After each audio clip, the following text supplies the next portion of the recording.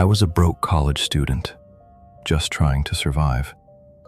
Trying to buy my first car with money I didn't really have. And after burning through Marketplace and OfferUp for weeks, watching decent cars get sold before I could even reply, I ended up on Craigslist because it was the cheapest option left. And desperation makes you lower your standards faster than you want to admit. That's where I came across this 2006 Toyota Corolla.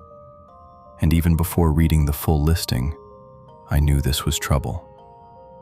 The seller proposed a trade, sexual desires in exchange for the car. I remember sitting there staring at the screen, telling myself this was sketchy and that I should move on. But every other option felt impossible, and I needed a car more than I needed pride. So I responded anyway. The messages started normal enough, but slowly shifted. And when he hinted at other arrangements, I felt my stomach drop, because I knew exactly what he meant, and I hated how quickly my brain started justifying it. I'm not proud of that moment, and even now it makes me uncomfortable to think about how desperation can quiet the part of you that's screaming to stop. Before the phone call, I sat on my bed staring at my phone, rehearsing what I would say, feeling embarrassed and ashamed, but also weirdly numb, telling myself it was just a conversation and that I could back out at any time. On the call, he sounded calm and casual, almost reassuring, explaining the arrangement like it was practical, like he was doing me a favor. And the way he spoke made it clear this wasn't his first time having this conversation. He told me to wear red color panties and to be ready. By the time we hung up, we had agreed to meet, and I told myself I was in control, even though everything about the situation said otherwise. When I pulled up to the address, the desperation I'd felt online turned into something heavier, because the place didn't look like somewhere you went to buy a car. It looked like somewhere you went to disappear for a few hours without anyone asking questions. The Corolla was there, exactly like the photos, but seeing it in person made it feel less like a deal and more like a trap I'd already stepped into. He told me to let myself in, but I hesitated. I felt as if I was in too deep, so I decided to go in from the back to investigate the place, and if it was normal, I would enter. As I went in through the back, I saw something I can't unsee. I saw a taxidermied young woman who looked about my age, and her mouth was tied up with her underwear. My heart sank, and I immediately left the house and went back to my piece of shit car that barely ran. I immediately blocked the seller and moved on with my life.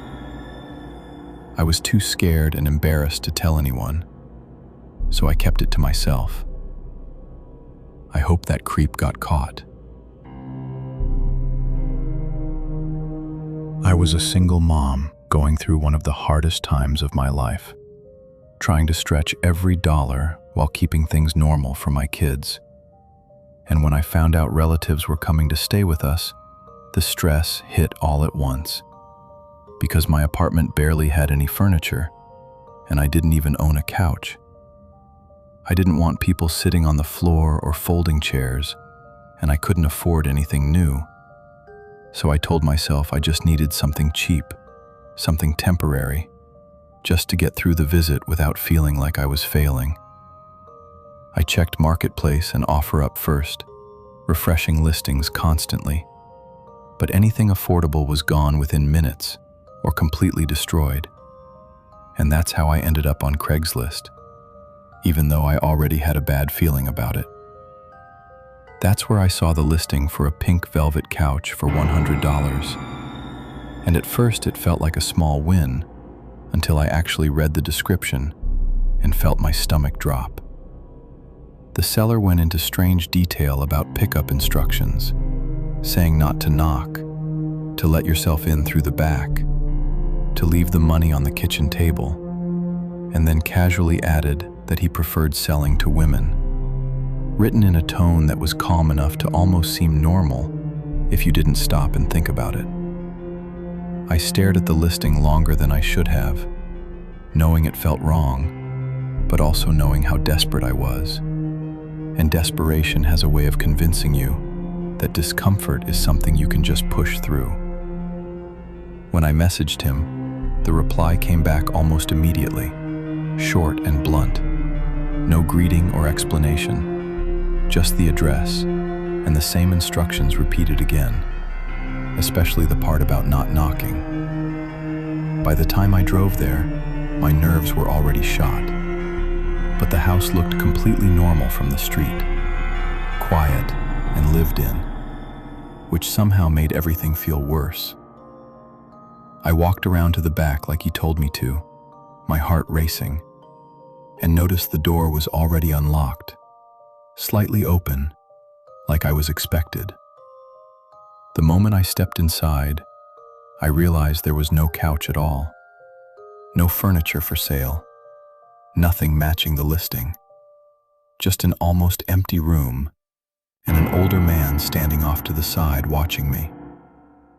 Before I could even ask, his demeanor shifted, his face tightening as he stepped toward me quickly, and when I turned to leave, he lunged and tackled me to the floor before I could reach the door. The impact knocked the breath out of me, and everything felt chaotic at once. My thoughts scrambling as I tried to understand how fast the situation had turned. He was heavier than I expected, and aggressive, not hesitating at all. And panic took over completely as I fought to get free, screaming and pushing with everything I had. Somehow, whether it was the noise or my resistance, I managed to break away just enough to scramble up and run, my body moving on instinct before fear could slow me down. I ran out the back door and didn't stop until I was in my car with the doors locked, shaking so badly I could barely get the key in the ignition. And when I looked back, he was standing in the doorway, watching me leave, like this hadn't gone wrong at all. I drove away on pure adrenaline, pulling over blocks later just to breathe and realize how close I'd come to something far worse. By the time I checked later, the listing was gone and the messages unanswered, like it had never existed. I did end up borrowing a couch from a friend, but that wasn't what stayed with me. What stayed with me was how easily desperation almost got me hurt, and how ordinary something dangerous can look when it's disguised as a cheap deal and a solution you think you need.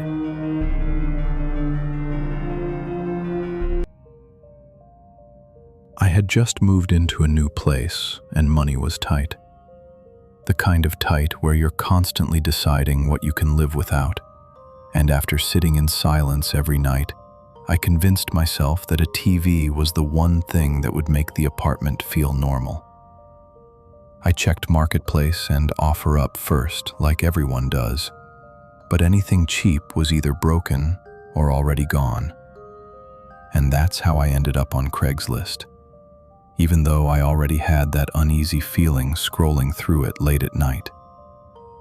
That's when I saw the listing for a large TV for $30, and the price immediately felt wrong, but wrong in a tempting way, like maybe I'd finally caught a break.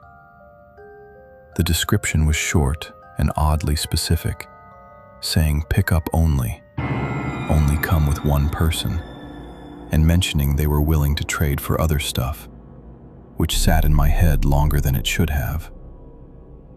I told myself it was probably just someone trying to get rid of it fast, even though the wording felt more like instructions than a sale. When I messaged, the seller responded almost instantly and gave me the address, repeating the rule about only bringing one person and nothing else. No greeting, No details about the TV, no small talk. By the time I drove there, I was already nervous. But the place looked normal from the outside. Quiet, lights on, nothing that would make you turn around immediately, which somehow made the situation feel even worse. As soon as I went inside, an older man with a big, messy beard stepped into view and introduced himself as Jeff, smiling and talking fast, like he wanted to control the moment before I could ask questions.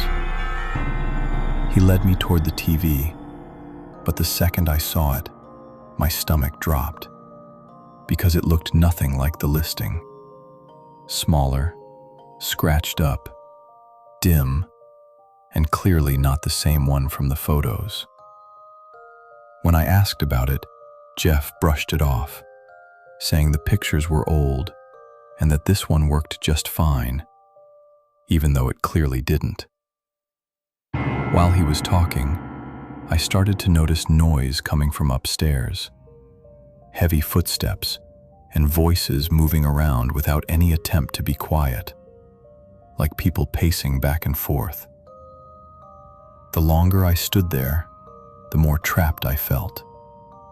And when I finally said I wasn't interested and tried to head back toward the door, everything shifted instantly.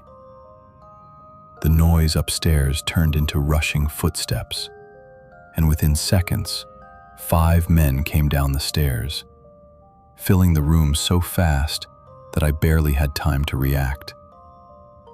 They didn't explain anything or argue.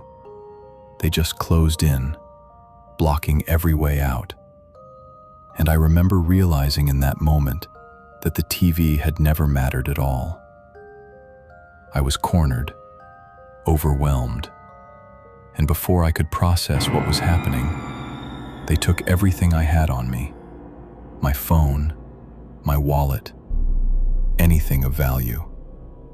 And the last clear thing I remember is being hit and everything going dark. When I woke up, it was quiet and cold, and for a few seconds, I didn't even understand where I was. I was lying on the ground surrounded by trees, dirt under my hands, no buildings, no streetlights, nothing familiar, like I'd been dumped somewhere far away from where it all started.